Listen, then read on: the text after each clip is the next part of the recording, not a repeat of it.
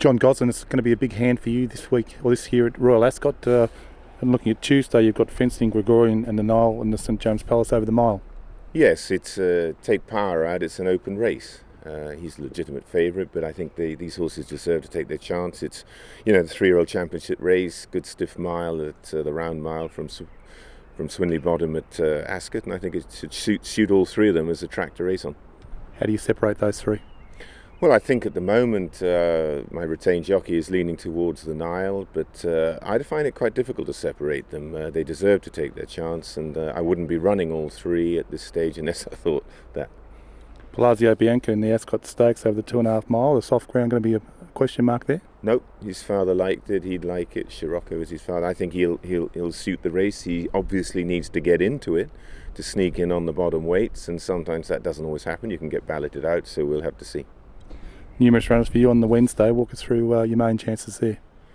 Well, you just got to see how the Jersey Stakes looks a very competitive field this year. The Prince of Wales likewise, top races. But we got horses in there to take their chances. And overall, I'm pleased with the way they're coming up to the meeting. It's never easy. We won a couple there last year. It's never broke the track record winning the Queen Mary the year before. But it's the place if you think, oh, that's in great form, that's going to win. You go there with 10 runners. If you have one winner, you've probably done well.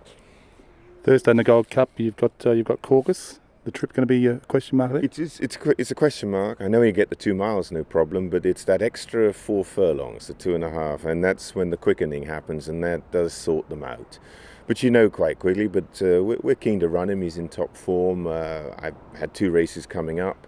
His last race I probably ran him back a little quick, and he bounced, as we call it, but I'm pleased with him at the moment. But, it's a very high quality Gold Cup this year. Sometimes it can be a pretty small field and a thin old race, but this has got a lot of depth.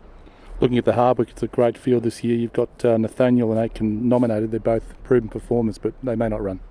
Aiken and Mars Marvel would be looking at it. Nathaniel's going to go straight to the Eclipse.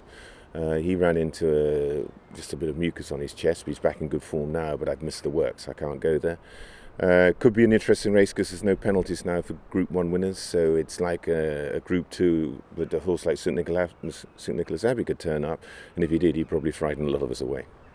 Out of all your team for Royal Ascot, which one are you looking forward to seeing go around the most? Interestingly enough, I would have thought a filly called The Fugue, if we run her. She was unlucky in the Oaks. There's been 20 days between the Oaks and the Ribblesdale. That's on Thursday. And then a horse called Gatewood in a race called the Wolverton. They'd be 2 in top form. And a nice little 2-year-old filly who'll run in a race called the Albany on Friday, which is the first race. She won well here the other day, called Newfangled.